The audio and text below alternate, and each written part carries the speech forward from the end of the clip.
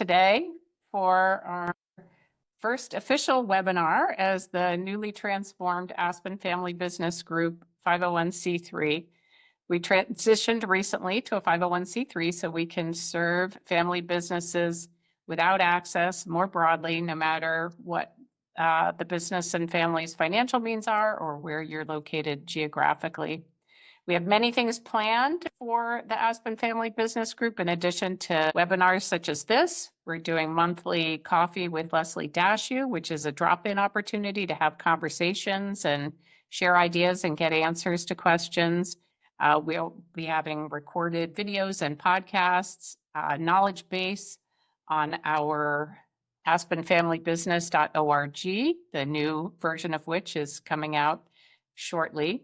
And we have an AI tool, SAM, that will also be rolled out very soon, where you can get answers to your questions real time, whether it's coming home from dinner after Thanksgiving with your family, or you've just left a board meeting or a family meeting, or just have a question at any time. And those are all part of a whole knowledge ecosystem that we're looking forward to bringing to you as our new nonprofit, Aspen Family Business Group. So we can get started today. Want to let you know that here we have Casey, who is our support here from Aspen Family Business Group, Natalie and Danelle, who I'll introduce in just a moment. We have the Q&A feature enabled, so please view this as interactive and post your questions in the Q&A, and we will get to them throughout the program or towards the end, depending on the question and the timing. Right now, I'm really happy to introduce Danelle Nunes, who is our Director of Innovation, and Natalie McVeigh, who is our Director of Research and Development, and I will turn it over to them. So happy you're all with us today. Hello, everyone. Yeah, thank you for joining us. Natalie and I are going to be leading you through Family Business 101, which is an overview of some of the key concepts that form the foundation that we build on as we are venturing deeper into these topics and figuring out what to do with all of this. A lot of times we start this way with our clients when we're meeting and getting the initial work started so that everyone has the opportunity to have a shared language for how they understand what's going on. And also to see that you're not alone, because, a lot of times when we talk about this, clients will hear these concepts and go, oh my gosh, is this person talking about me? And yes, in some ways we are, but they are actually things that are universal concepts that, stand as principles over time. Natalie, what would you add to that? I'd say that's true. I mean, you're here because you're probably thinking, am I a family business? If you're wondering, you are. And you're probably coming because it's not working as smoothly as it once was. And so these are predictable patterns. We've studied it. We're going to talk about it today. And we're also going to talk about the two main lenses we think about. We'll talk about spouses, but we're going to, for argument's sake, talk about the current generation in the business and the rising generation and how that dynamic also plays into this. So I said, if you're wondering if you're a family business, the answer is you probably are. I was actually working in Long Island 2 months ago, I think, with this client at a CEO group when we were doing a workshop. And these two best friends started this company, and they said they're not actually a family business, but they loved all the employment stuff I was talking about. And I said, well, what do you mean? They're like, we're not brothers, we're best friends. We decided to own this business together. And of course, their goal is to eventually IPO it. And I said, well, what happens if you don't sell that company? And they both look at each other, and they'd never engaged with that. And they said, well, probably if we don't sell it, our kids would inherit it, right? And at one point in time, one of their wives worked in the company. One of the brother-in-laws is working in the company.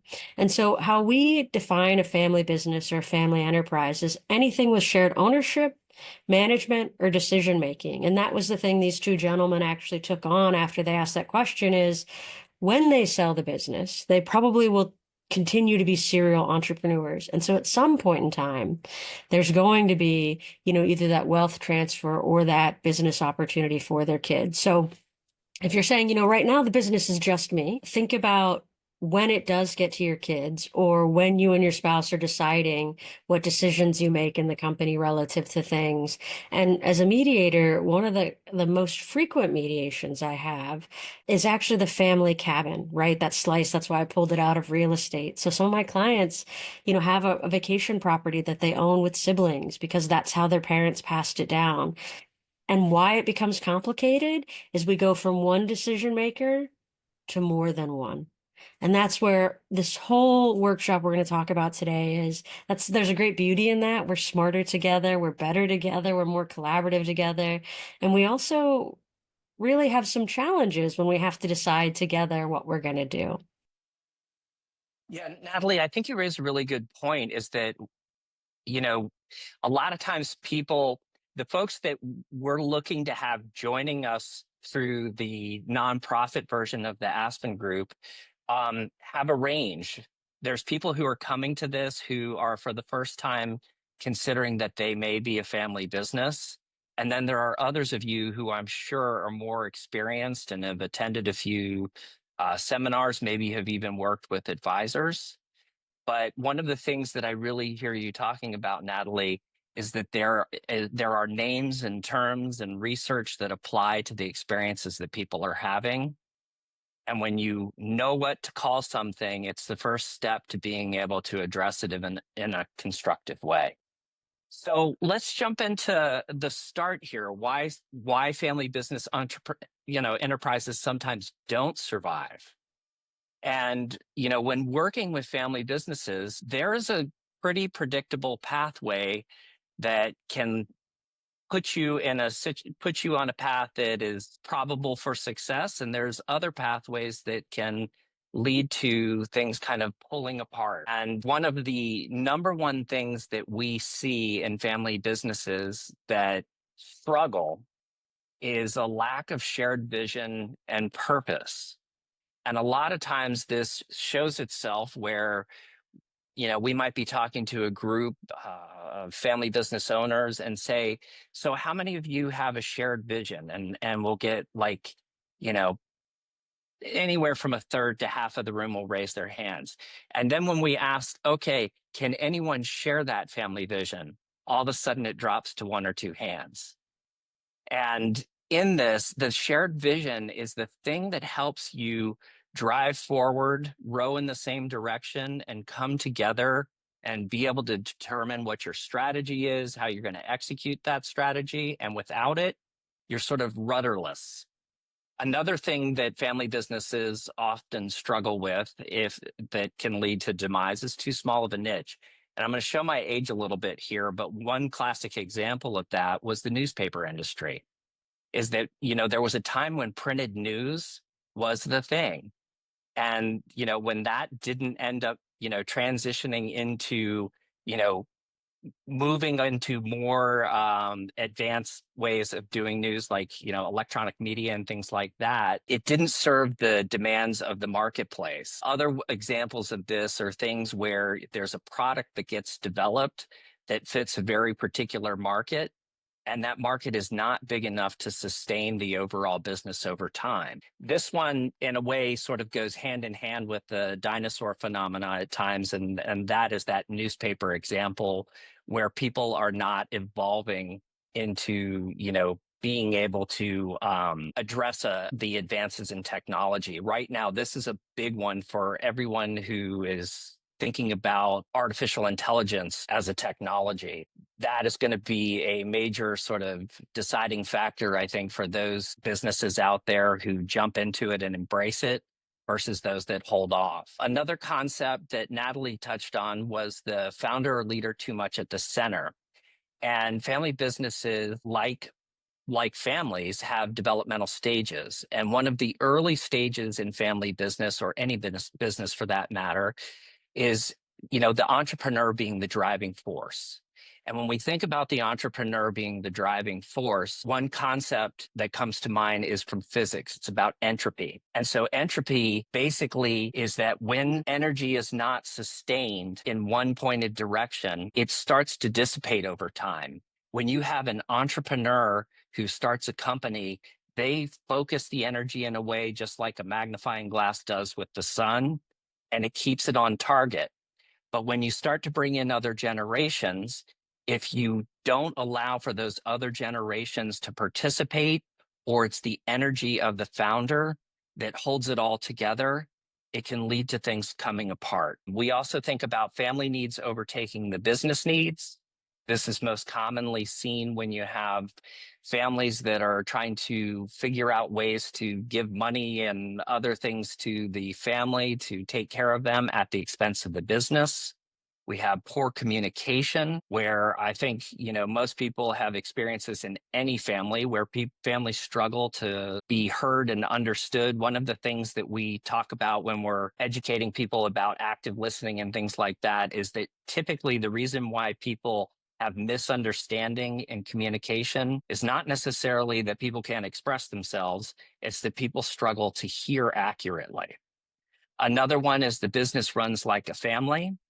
When we run our families at home, we may or may not have family meetings where we talk about what's going to happen next week or what our long-term plans are. More families typically kind of do things ad hoc. And when something comes up, they say, hey, there's this financial thing that came up I need to talk to you about, or, someone called and thinking about taking a trip next week. But when you do that in business, you create confusion and you end up, kind of moving things away from being predictable, and it can have all sorts of impacts. Role conflict is where people take the roles that they have in their family and confuse them with the roles that they have in their business. So I'm your older brother, but I'm your subordinate in the business.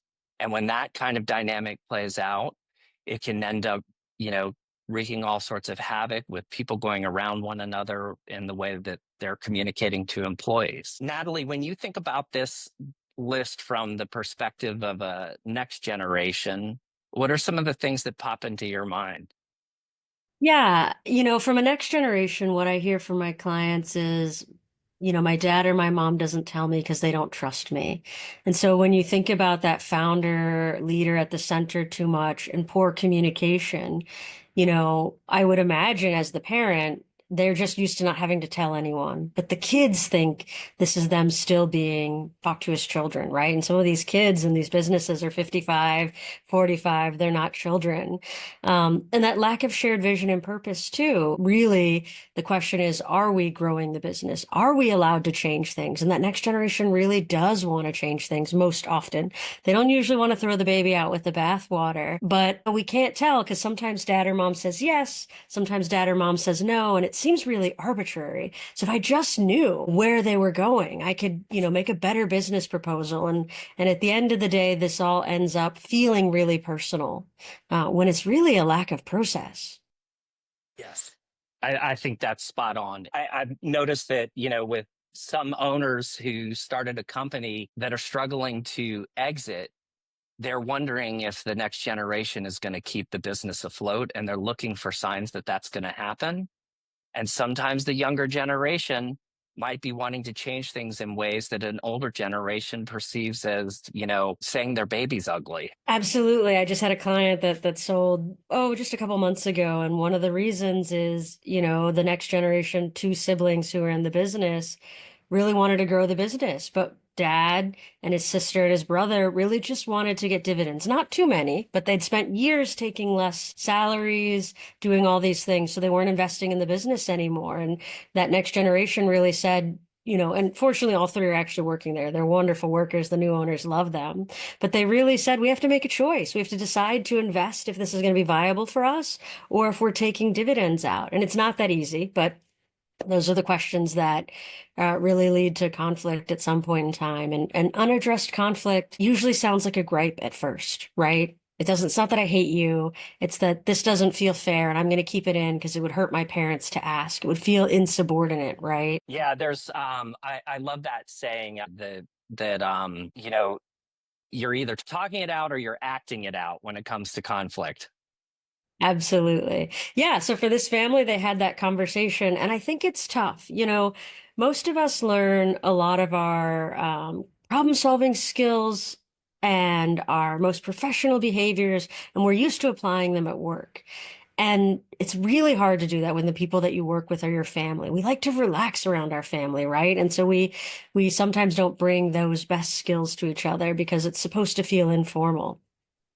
So yeah, Donnell was talking about why some of those businesses fail. And what we've seen was one of the larger studies by Vic Presser of over 2,500 families over 20 years is when the wealth transition was failing. This wasn't just the business going out of business or selling. This is like, think about no nickels to rub together. And we're going to tell you about all the families that succeed. More succeed than fail. But it's really important to know those that fail, why they do, so that you don't repeat history. As they studied these families, and when we do this in a live audience, we always ask people what they think, and they say things like divorce, bad tax planning, all of this other stuff. Interestingly enough, almost everything that people say in these webinars are just that 5%, that smallest little triangle there. Tax, other, divorce, you name it. That's only contributes to 5% of these family enterprises. The 15% is a lack of a family mission statement. As Donnell said, are we doing this together? And the answer could be, we're not. That's okay. But if we're going in the right direction, and that direction that we all agree on, we're more likely to get there versus all of us having really disparate ideas of what's going on. 25% was a lack of prepared heirs. And that's a bilateral responsibility, right? From the heirs' perspective, they would say, Mom and Dad won't tell me. I feel like I can't ask. They'll have a bunch of reasons.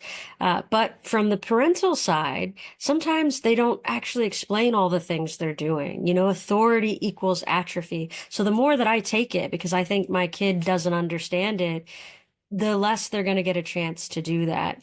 And then 60% is a lack of communication and trust. And they have a reciprocal relationship, right? The less we talk, the more we assume that we're not being trusted. So if you really look at this, 95% of why these family wealth transitions fail has nothing to do with how good your accountant or attorney is. And I'm sure they're good. It's really, how are you all organizing this together? How are you getting ready for this? And not only are you getting ready for it, are you explicitly stating it, what's expected and what's not? Donnell, what are your thoughts about how this impacts the parental generation? Yeah, this is an interesting one to me because like in the prior slide, I was talking about how one of the most critical pieces that I've seen in the work that I've done with clients is around getting that vision and mission clear. And looking at it in this way, I really kind of think about how the communication and trust, it's like part of what makes that, part of how that's happening well is that a family is able to come together and be on the same page and move in the same direction. And, when I've seen difficulty with transition between generations from the senior to the younger, it's oftentimes that they lack the ability to, or maybe it's not so much the ability, but they lack the skills to be able to come together and to have a conversation where people are working together. And so it's like we see, instead of working against each other and having competing ideas, we bring all the ideas together and sort of put them on the table so that everyone's making decisions from the same information and looking at the contributions of the members as more information to consider rather than things that should be driving us apart. Absolutely. I agree. If you don't have practice on these skills, like sharing your thinking for people, it's not going to work out. And, one of the things I hear from founders as well is, when the adult children start asking questions is, well, do they think I'm not doing enough? Right. And that's where that family piece comes. Because if I were an executive in a company and my employees asked me to explain this who weren't my children, that would be reasonable to me. And so we're all personalizing this on both sides of the equation. Yeah, there is a lot of personal things at stake with this. Um, this kind of leads into the whole idea of conflict. And with conflict, I think it's really important for people to remember that Healthy families are not characterized by the absence of conflict. Healthy families are characterized by how they manage conflict. And when we're looking at, some of the ways that conflict plays out in, a typical family, you may have things that show up that are in the present that, get people upset with one another. In family businesses, one of the things that determines the intensity oftentimes of that present conflict are issues rooted in the past and people feeling like they maybe, hadn't been heard or had unfair expectations placed on them. We also sometimes see things where conflict is more intense because mom and dad or mom or dad who were the entrepreneurs had to work really hard, long hours, and maybe weren't there as much as other parents may have been. And so kids can feel like these intense, lingering feelings of, was I cared about? Did I get enough attention? Parents can feel like did I give enough attention? And they start to try and reconcile those old things through current decisions in the way that they do compensation and other things. So when we think about some of the common sources of conflict in family business, one of the ones that's, as a starting point is who is in and who's out, who gets to come into the business. What are the qualifications?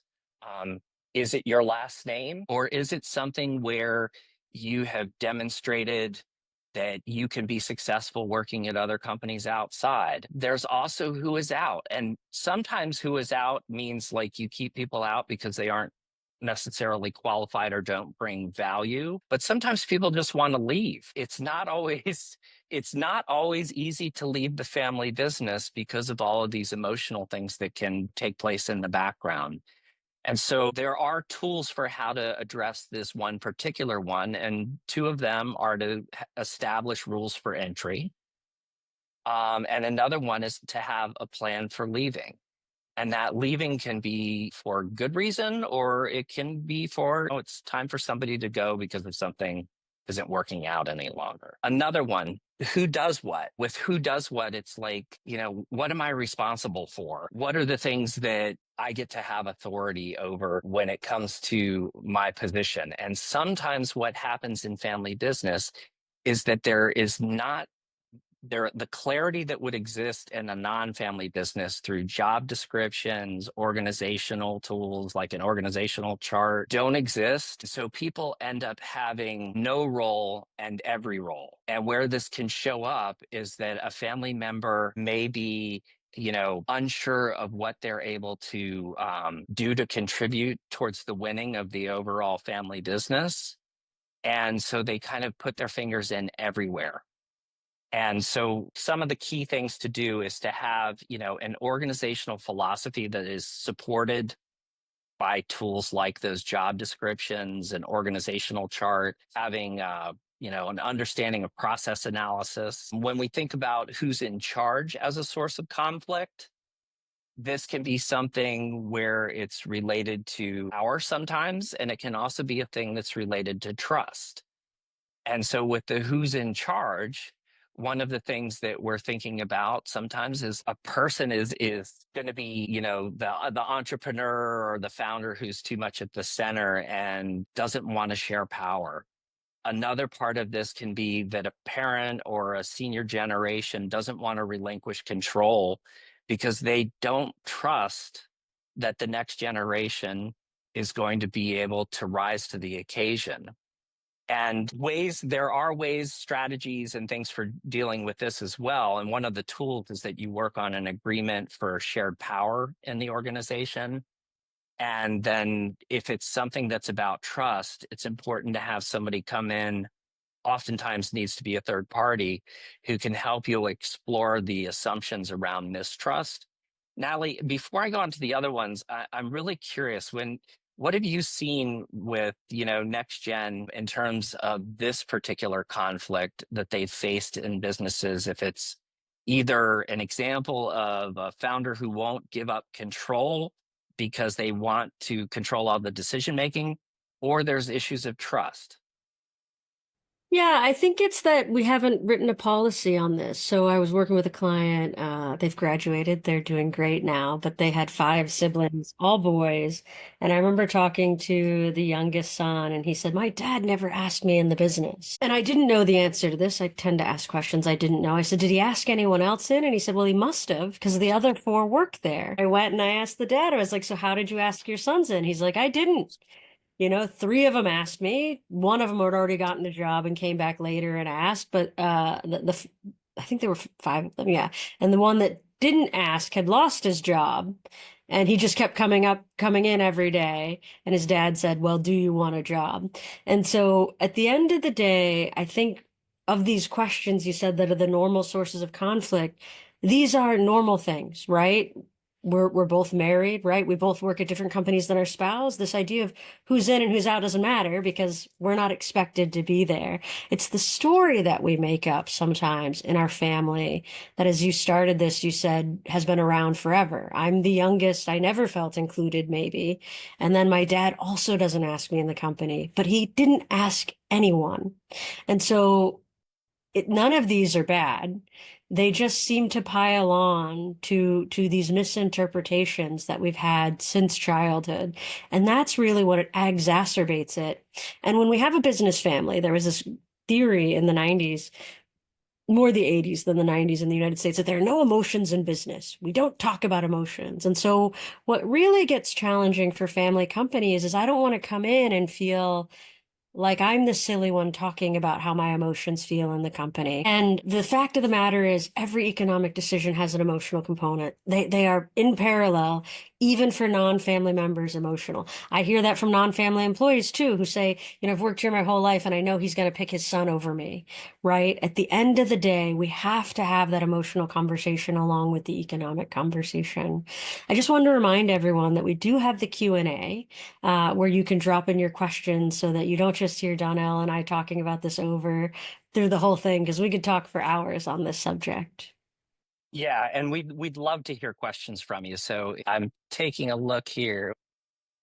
I think that's with this one again, it's like thinking about trust, where it's who's in charge. Is trust is multifaceted. There's not just one blanket definition of trust, and trust can play out in a lot of ways here in terms of this who is in charge. And you can have trust issues where it's like I just fundamentally don't trust that person.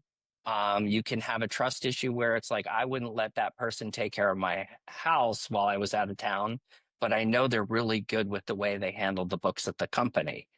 And sometimes there is the mistrust that happens around, for a founder, will the family still listen to me if I step out? Will I still get to have a say in where things go in the future? And so, to Natalie's point, these sources of conflict, they're nothing that it makes a family abnormal. They're actually all quite normal and just show up in different ways. But in family business, we have to address them. Who gets what? In this one of the most common ways that I've seen this play out dysfunctionally is examples of family businesses where no matter your title, if you're a family member, you get the same salary. There's been times where I've seen this play out where you have somebody who is the president of the company and somebody who is managing a small division that is out of the warehouse, and they're getting paid the same amount of money. And this can be something that can cause a lot of resentment. It can also, from an organizational development standpoint, be sort of demotivating and demoralizing to the person who's coming in and working the CEO or president position and the demands that are associated with that. There's also some things that come out in terms of fairness, greed, jealousy. Well, mom and dad gave you and your wife this money 10 years ago to help you do a down payment on your house, and yet my salary hasn't changed and I'm paid underneath the industry standard.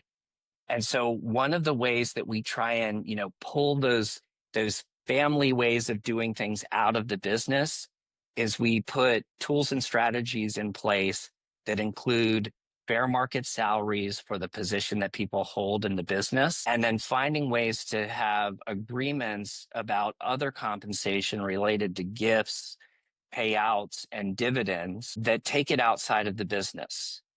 And sometimes one of the struggles that families will have is that they want to pay their family members more to help them out because they're owners.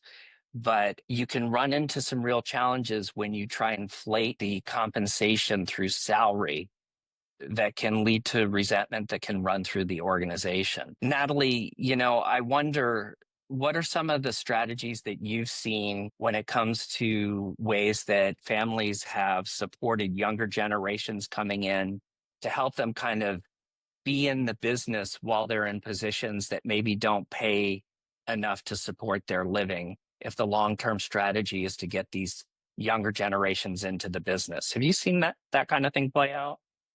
You can at times. I think whatever the strategy is, and we can talk about a couple of them. I think the main thing is that it's predictable and rational. Like you said, sometimes they're intra-family loans to finance the house at the IRS minimum rate, right? That's a wonderful opportunity.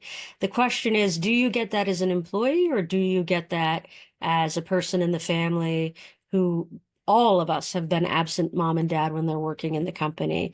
And I think that's the challenge. A pathway for progression is really important too. These heirs say, I might give my best earning years to my family company, and I don't know if I'll ever be the CEO or the owner, that transparency. But for whatever those strategies are, they need to be predictable, known, and given enough time. One of the common things I see happen that's really frustrating is we'll decide to finally make our family board of directors. That's a whole other webinar. Don't worry, it's coming.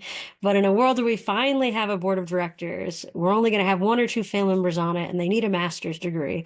Well, lo and behold, everyone's 45 and only one person has that master's degree. That feels pretty personal, right? And so whatever the perks of the family company are, they should be known, that they should be in the family employment policy, and they should be put in place that if I need to work for it, if I need to get that extra education or that extra external work or whatever it is there, I have enough time to do that. So it doesn't feel like you just like that one sibling more than me. Yeah, Natalie, one of the things that really stands out to me with what you just said is they have to be known and captured in the appropriate place. Because sometimes it's like, as family, we say to one another, don't worry, I'm gonna take care of you. That might come from the senior generation, but it sounds like, for a younger generation, that might not be enough. It It's might like, be not enough, and it's infantilizing. I'm 45. I'm trying to do my own estate planning, and I'm trying to decide if my kids can go to private school or not. And you say, don't worry, we can take care of it. Well, what does that mean? Like, does that mean school? Can I only go to charter school? Can you let me know so I can do what I need to do as a fully fledged adult here? It sounds lovely as a parent to say, don't worry about it, but no one knows what don't worry about it means. yeah, so it's interesting. It's such a complex thing, and this is often the case with a lot of family business, is that there's the sort of objective ways that it gets in the way of allowing the younger generation to plan accordingly for their own lives. But there's also something that's like implied about, don't worry, you're just a kid still. And sometimes those kids, to your point earlier, are in their 40s, 50s, and I've even seen it in the 60s. Right, Oh, Donnell, is it possible that, some families could have family members all receiving the same salary and that families thrive with it? I've never seen it happen. In fact, I have lots of clients that I had this one client, I like to call them the triumvirate. They had three brothers who were equal leaders. And they they were all doing a good job, but one of them had retired. He stopped coming into the office. He was the older brother. He should have. Like, that made sense, but they kept paying his salary. And because they thought that that wasn't fair, that one was not coming into the office, they decided to not give each other raises for 10 years. And so that became a source of conflict in the family. So Are you saying right now, theoretically, if we're actually two twins that do exactly the same thing and we're the same age, it could work for a time, but it will fundamentally not work because people have different work ethics, people have different work hours. People should be, for the separating of roles in companies, having very different things. You cannot tell me the person who's working in the factory or the general manager or the CFO actually have the same compensation. It also doesn't help the business budget accordingly because what we're deciding is a family salary instead of the salary that's good for the actual role. So it's a good question. I'm not saying you couldn't do it for a time, but we say that there are these predictable patterns that always equal conflict. This is one of those. It's like a band-aid on the truth, which is we compensate for the role, not for our relationship to one another. Yeah, and I would add to this, I've seen examples where this was done, where after the founder who had established those equal salary policy for all family members departed the business, there were all sorts of problems related to performance and that were sort of culturally driven as a result of everyone having the same salary for all those years. It sort of just maintained a nobody stepped forward, nobody put in the extra time kind of culture in the business, to the detriment. The last one on here is who is recognized for what. And these are the kinds of things where it's like, what do people get attention for? What do people get praise for? Sometimes in organizations, family members are held to a standard that is below non-family employees, and sometimes they're held to a standard that is above. And in the, first example of that, you have family members who, get recognized for doing things that aren't really driving anything forward. And it can lead to resentment with employees. And the other example, you can have times where family members are just saying, well, what do I got to do to get a pat on the back? And this plays into, sort of the family and the business roles overlapping with one another, and kids may be coming into an organization thinking this is the only way that they can know their parent, or parents sort of making it a requirement for kids to come into the organization if they want to have attention. And so what we really got to do when we're thinking about this is we got to formalize the way that we are recognizing people, and we have to split it apart from family and from business so that people know what they can do to get attention and to be recognized for their contributions in the sort of like appropriate spaces. With this, Natalie, I can think of an example or two in particular from years back where I had had interaction with the patriarch, the entrepreneurial leader of an organization, where we had talked in private, and they had actually shared with me that they had never told their children that they were proud of them. One was a culturally driven thing, and another one was just that the want to, you know, give them praise that would make it like he was in any way being perceived as giving favoritism. But in both of those cases, it ended up that the senior leader suddenly passed away. And had they never shared that information about being proud of their children, it never would have gotten passed on. And so even like, withholding recognition for family in an effort to stay sort of fair in perception carries a certain kind of risk that can be really damaging and create holes in family side of relationships. There's a question here. Let me take a read in this. Natalie, you see this one as well? Yeah. The second question I think we'll address first, where you're a major shareholder in a family company. However, you are not in the business and you don't believe that you are informed on business decisions, and that that person being your child gets defensive when asking questions. It's true. We all have different styles. Donnell and I do lots of personality profiling for people, and many people do bristle at being asked questions because it feels like, especially from a parent to a child, it feels like you're telling them what to do.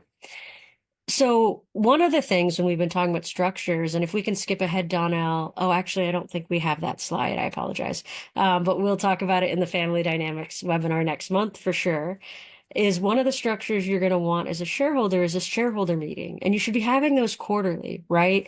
The shareholders' capital is at risk in the business. And so shareholders not only can provide value, which is what you say you can do, and you're just curious and interested. However, if you have a normalized process that happens, or if you sit on the board, one of those two options, it becomes a routine that we talk about these things. You are not the parent asking the child based on their performance. This is normal, actually. There's a relationship with parents and children that are very hard to stay adult to adult. We end up being parent and child. So even though I see that you say you do tell your son that you're proud of him and he's doing a good job, he can't help sometimes when he comes in the room feeling like he's the kid. In fact, I had this one client, he was brilliant, very smart. He was a big guy too. He was very tall and large. And at one point in time, the board members told me he couldn't be the CEO. And I was confused as to why, because when I saw him in his executive meetings, he seemed great. He seemed amazing.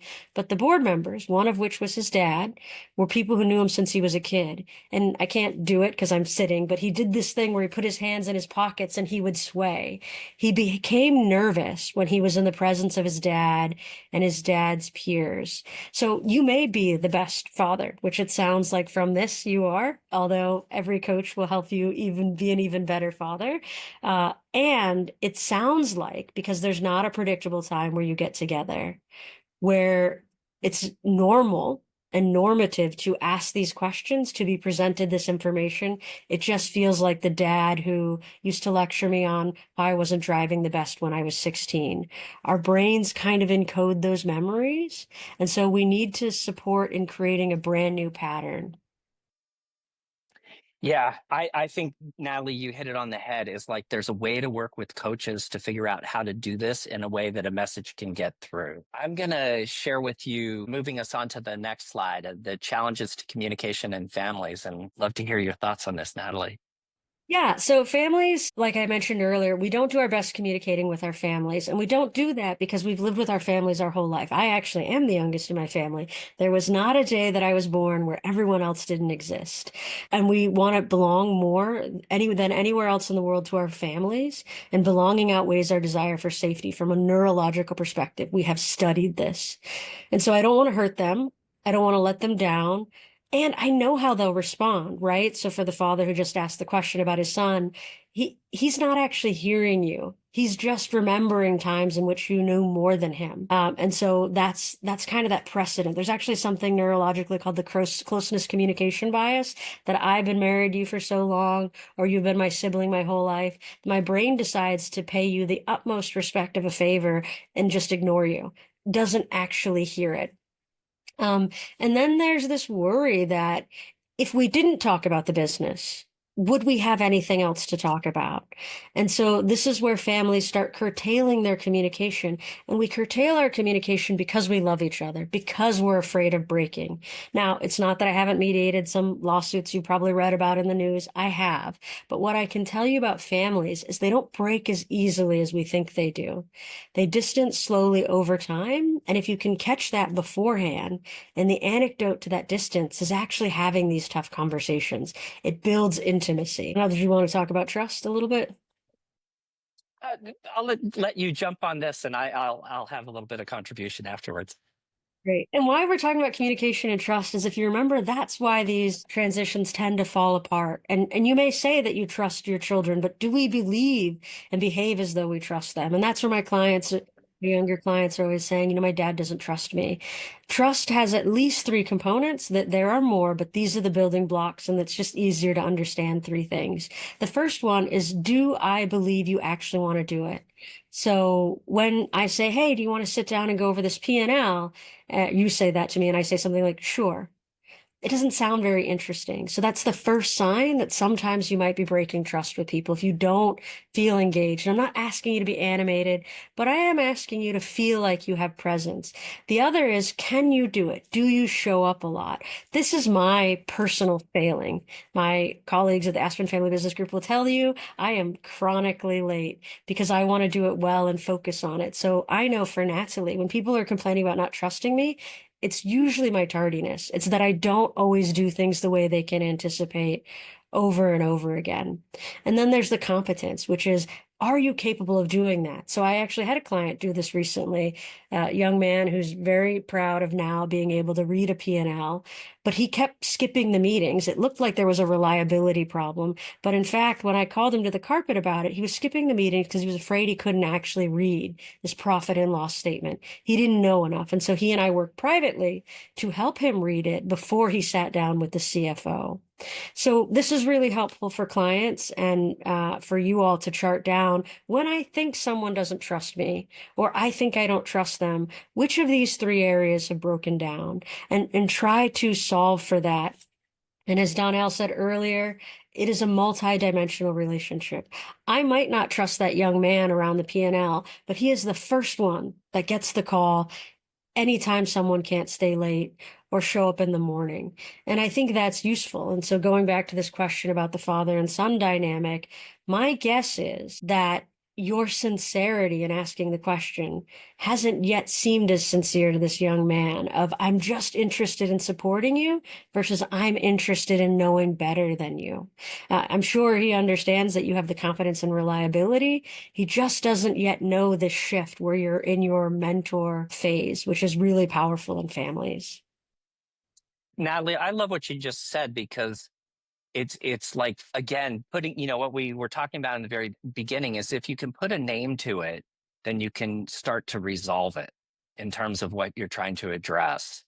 And one of the things, back to that question is that sometimes it can help when you're trying to address that sincerity piece by being explicit with the other person about what you're trying to accomplish. When you're giving them feedback or giving them praise, letting them know what you're trying to accomplish and maybe even what you're not trying to do. So it's not my intention to placate you or, flatter you. I'm just genuinely impressed with how you handle this particular situation, and here's why. Yeah, and I think when you can lean on that process too, right? Shareholder meetings are a right. In fact, it's one of the legally required things that we do as shareholders have this information. So this isn't about you, son. I would be asking anyone in a reasonable position. And yes, is there a possibility I can support you? But that might be something that you would want to engage a coach with, is to find a way to more effectively ask questions than answer them for your next generation. It's going to be more impactful for you to really coach. And a lot of us do something like coaching, but we're more telling. And so that might be a strategy to use as well. Absolutely. Natalie, tell us a little bit about this slide. This just says that transitions take a long time. Even if you and I went to the same schools, knew the same people, Donnell, the way that it registers through my body is very different. And the research says to do a really good transition where you know everything you need to know, it's 10 years. So we want to start a transition early for you and your heirs. And this is the timeline where we get to that tacit knowledge or heuristic knowledge, as we call it. That's the stuff that founder knows that no one else knows. And by the way, if you can't transmit it to anyone, your business doesn't really have a value anymore because the business is you. Yeah, I think that plays really well into the next slide too, when you're thinking about succession planning. In particular, some of these ideas about, passing on knowledge. But with this, when we think about succession planning, this is not just here's the deed and the keys. And we think about Natalie, speak about the family succession piece. Like when you are looking at that, what are some of the things that you're thinking about that take place there? Yeah, so most of these wealthy families, and you said this earlier, Donald, not everyone has to come in the family company. This Family enterprise is the vehicle for wealth of the family. It often pays for the family vacation. It funds going to college or trade school or whatever else. So the family succession is the person who might take over planning the family vacations, who might take over the family fun time. And by the way, we said we'd talk about the families who don't fail. The families who don't fail know how to work together and have fun with each other. So right now, that role is mom or dad or both. But that's a role that a family member who's not in the business can take over. You know, relationships with your vendors might not be the actual successor, right? The family's values. We get stuck on the management succession, which is the one right in the middle.